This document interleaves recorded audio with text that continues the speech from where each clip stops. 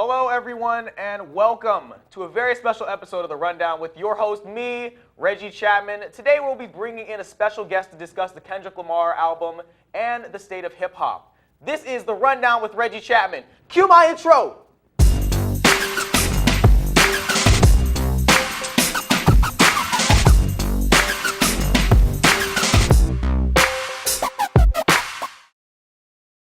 In life, you meet people that are good at what they do. People that you know you can trust. People whose information is always spot on and who you can always go for intel.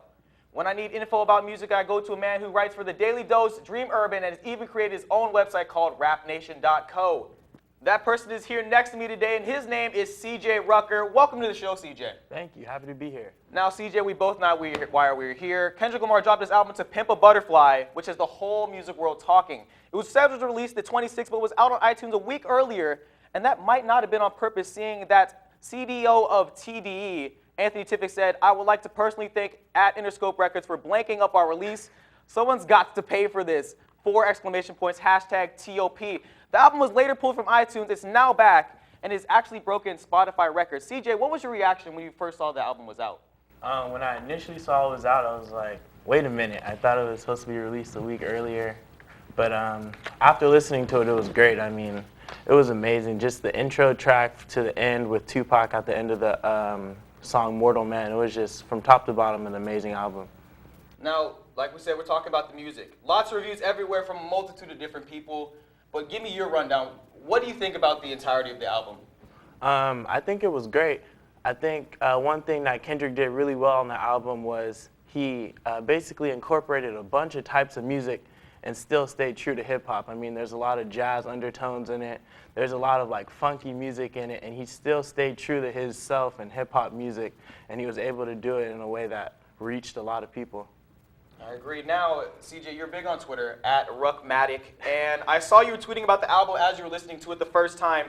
Let's take an opportunity to look at some of the tweets that you had that I thought were interesting. Number one is, the album is unapologetically black, and it was something that needed to be done, even though some people might not feel it.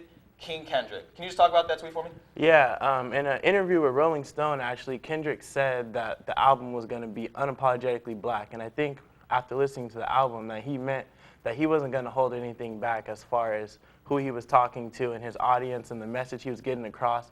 In the very first track, you know what the album's going to be about. I mean, he's making references to King Kunta. He's making references like to just a bunch of different stuff to where we've never heard stuff like that in hip-hop for a while. So I think that's what he meant when he said unapologetically black. Now, the second tweet I want to talk about, and definitely my favorite one of the two, you said, quote, "The white kids that love Forest Hill Drive, not gonna like this one, but it's aight because black is beautiful." 2 exclamation points. Why say all that?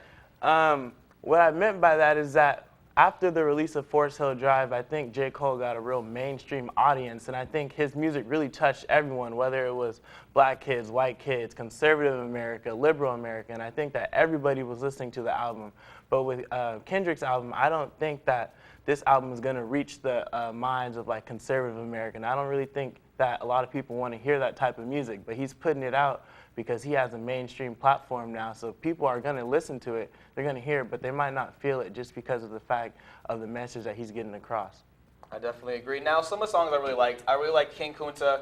I really liked The Blacker the Berry, of course, and also I liked how they changed up I on the album as opposed to when he released it initially. What was your favorite song on the album and why? I'd probably have to say the intro track, Wesley's Theory, was my favorite. It was really cool because he featured George Clinton, who was a member of the Parliament. It was just really old school band, and they made this music called P-Funk, and I used to grow up listening to that because my parents, that was all they listened to. And I used to hate it, just listening to that every day. And then when I heard that, I was like, wait a minute, this sounds kind of familiar. So it was really cool how he incorporated that and still made it sound hip-hop, and it was a good track. Now, 2015, we know it's going to be a big year in music. Lots of great albums coming out. And of course, people were really excited about this one. What do you think this album, To Pimp a Butterfly, means for the state of hip-hop? I think it means that artists are going to have to step their game up. When they hear people at the top of their game like Kendrick being able to address like societal issues and talk about things like police brutality, black-on-black violence. I think other rappers are going to take note of that, and they're going to have to step up their game. And as far as subject matter and what they rap about, I don't think we're going to be hearing too much more people talking about the traditional like drugs, money, and stuff like that. They're going to really have to change their message. Now, you talked about other artists. What other albums are you excited for hearing this year? I'm excited for the Kanye album, So Help Me God. I don't know when it's going to release. It's a surprise release, which is what everybody's doing these days. I'm also excited for the A$AP Rocky album coming out. So those are two I'm really looking forward to. Awesome. Well, I want to thank CJ for being on the show today. Make sure you go find him on Twitter @Ruckmatic, and make sure you support his site, rapnation.co. Anything else you want to say, CJ? That's it. Thank you for having me. Awesome. Great. To Pimp a Butterfly out now for your listening pleasure. Make sure you follow me on Twitter as well, @Reggie Chatman. Check back every Friday for a new episode of The Rundown. If you missed last week's episode, link will be in the description. I'll see you guys next time.